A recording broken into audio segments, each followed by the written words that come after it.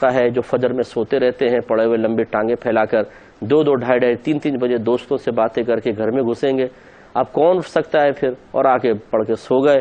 پھر آنکھ کھل رہی ہے 8 بجے صبح، 9 بجے، 10 بجے، طبیعت بھاری ہے، چڑچڑا پن غالب ہے، سر میں درد ہو رہا ہے، عجیب گھر میں نحوست اور بے سکونی سی نظر آتی ہے. ایسے گھروں میں جہاں سب سو رہے ہوتے ہیں، فجر میں اٹھتے نہیں ہیں، تو اس گھر میں کبھی سکون نہیں ہو سکتا.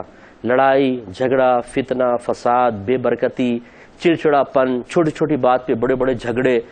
یہ ہماری آپ بات کو نوٹ کریں، غور کریں. جن گھروں میں سارے کے سارے فجر میں سوتے رہتے ہیں، اس میں اس قسم کے مناظر اکثر دیکھے جاتے ہیں. اور پھر مجھے بڑی حیرت ہوتی ہے اور ہنسی بھی بعض اوقات آتی ہے.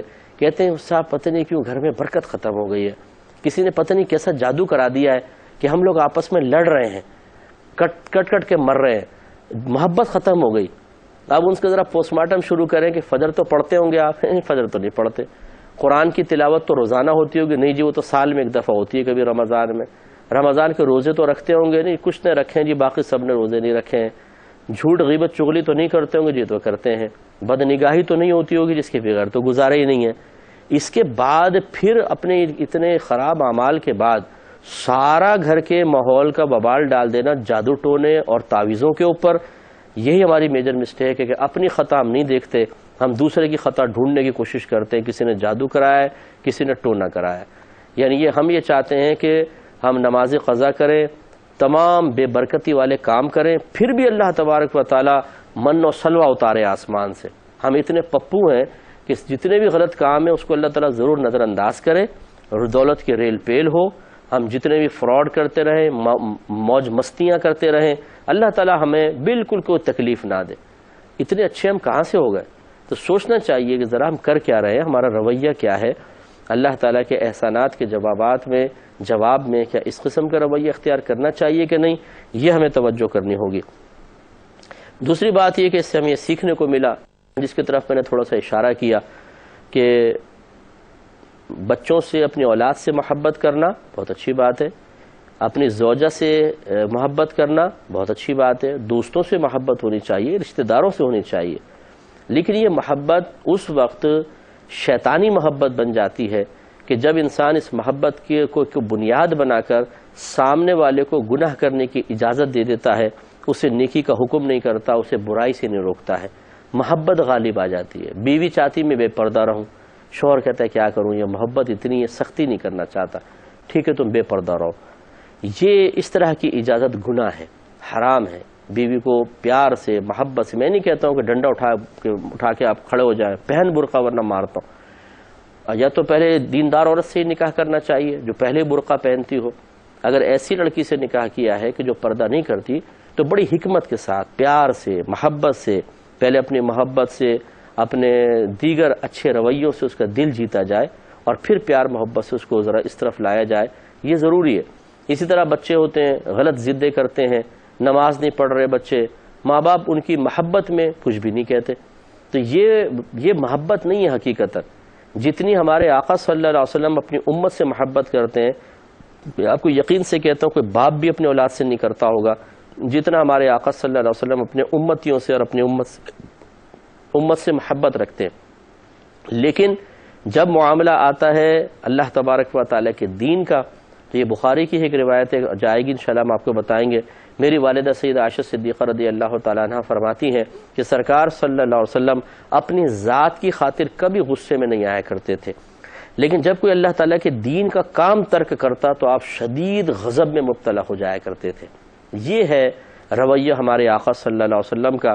اور وہ نادان قسم کی عوام کہ جب کوئی کسی عالم دین، کوئی مفتی کسی گناہ پر کسی کی گرفت کرے اور سخت ان کے اوپر سختی کرے، اظہار غضب کرے، تو وہ فوراً کہتے ہیں بھئی آپ تو انبیاء علیہ السلام کے نائبین کہلاتے ہیں، ہمارے نبی نے تو ایسی کبھی سختی نہیں کی، وہ تو اس طرح کبھی غصے میں نہیں آئے.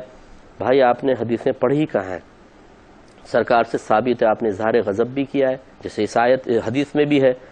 سرکار سے یہ بھی ثابت ہے کہ سلام کیا گیا، آپ نے جواب نہیں دیا، بلکہ اپنا چہرہ انور سرکار نے پھیر لیا.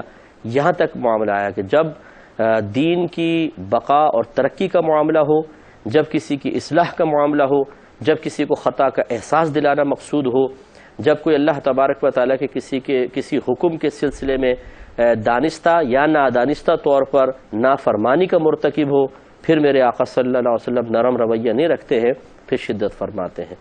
میرے آقا ہی ہیں کہ آپ نے رجم کا حکم بھی دیا ہے، ہاتھ کاٹنے کا بھی حکم دیا ہے چوروں کو، چور کا ہاتھ کٹوایا ہے۔ تو آپ ایک طرف آپ کی رحمت للعالمینی اور دوسری طرف رجم کا مطلب کہ پتھر مار مار کے آدمی کو ختم کر دیا جائے۔ تو میرے آقا صلی اللہ علیہ وسلم اتنے نرم دل، ٹھیک ہے وہ سب ہے، لیکن جب اللہ تعالیٰ کے حکم کو نافذ کرنے کی باری آئی تو پھر بس پیار محبت اپنے مقام پر، پھر چاہے کتنی اذیت ہو، کتنی تکلیف ہو، پہلے اللہ کا حکم پھر محبت ہے۔ تو اس رویے کو ہمیں بھی سمجھنا چاہیے۔ لہٰذا اگر بیوی بچے ہیں غلط کام کر رہے ہیں، شوہر پہ لازم ہے کہ وہ نیکی کا حکم کرے، برائی سے روکے۔ آپ کے دوست کوئی غلط کام کر رہے ہیں، ہمیں خود بھی پہلے نیک بننا چاہیے اور ساتھ ساتھ اپنے دوستوں کو بھی غلط کام پر تنبیہ کرنی چاہیے۔ اور یہ خیال بھی ذہن سے نکال دیں، ضمن عرض کرتا ہوں کہ بعض دوست کو اس لیے نہیں سمجھاتے کہ وہ کہتا ہے یار میں اس کو منع کروں گا نا، بولے گا تو پہلے نیک بن جا، تم تو نماز پڑھتے نہیں ہو، مجھے تلقین کر رہا ہو۔ یہ ہماری میجر مسٹیک ہے کہ ہم بعض اوقات اس لیے رک جاتے ہیں کہ خود ہمیں گلٹی فیل ہو رہا ہوتا ہے کہ یار میں خود بے عملی کا شکار ہوں۔ تو ہمارے آقا صلی اللہ علیہ وسلم کی تلقین یہی ہے کہ تم نیکی کا حکم کرو، چاہے خود مکمل طور پہ نیک نہ بن سکو، اور برائی سے روکو، چاہے خود مکمل طور پہ برائی سے نہ بچ سکو۔ تو بلکہ یہ ایک نیک بننے اور برائی سے رکنے کا بہترین نسخہ ہے کہ آپ لوگوں کو نیکی کا حکم کرنا اور برائی سے روکنا شروع کر دیں۔ کیونکہ جب آپ مثال کے طور پہ کوئی شخص نماز نہیں پڑھتا اور آپ کہیں بھائی نماز پڑھو، نماز نہیں پڑھو گے میدان معاشر میں سخت گرفت ہوگی، فرعون، حامان اور ابی بن خلف کے ساتھ آپ کا حشر ہوگا، جو کافر اور منافق لوگ تھے، گستاخان رسول تھے۔ تو آپ نماز پڑھیں، اور خود بالفرض میں نماز نہیں پڑھتا ہوں، تو اب مجھے خود بخود شرمندگی ہوگی کہ یار میں اس کو تو کہہ رہا ہوں، اب اگر میں نماز نہیں پڑھوں گا تو یہ کل مجھے کہے گا کہ بھئی تم بڑی تلقینیں کر رہے تھے، یہ وعیدیں کہ تمہارے لیے نہیں ہیں۔ تو پھر خود بخود انسان نماز کی طرف مائل ہو جائے گا۔ بلکہ ترغیب ملتی ہے، جیسے آپ نے کسی کو نیکی کا حکم کیا، نماز کی تلقین کی، وہ چلا گیا نماز پڑھنے کے لیے، آپ نے دیکھا نماز پڑھنے جا رہا ہے، تو خود انسان کو شرمندگی ہوتی ہے کہ یار یہ تو دیکھو جا رہا ہے اور میں نہیں پڑھوں، اور ایک عجیب خوشی ہوتی ہے کہ ہماری بات مان کے وہ جا رہا ہے، تو پھر ترغیب مل جاتی ہے، نفس مغلوب ہو جاتا ہے، آدمی خود بھی نماز پڑھ سکتا ہے۔ اس لیے دوستی محبت اپنے مقام پر، بیوی بچوں سے محبت اپنے مقام پر، لیکن یہ بس اصول سمجھ لیجئے کہ جب یہ محبت اللہ تعالیٰ کی نافرمانی میں ہمیں مبتلا کر دے، یا اس محبت کی وجہ سے ہم ان کی نافرمانیوں اور اللہ تعالیٰ کے احکام کو بے دردی سے اپنے پاؤں تلے کچلنے کو نظر انداز کرنا شروع کر دیں، تو سمجھ لیجئے کہ پھر یہ محبت اب اللہ کی خاطر نہیں ہے، بلکہ نفس کی خاطر ہے، جو آخرت میں ہمیں نقصان پہنچائے گی۔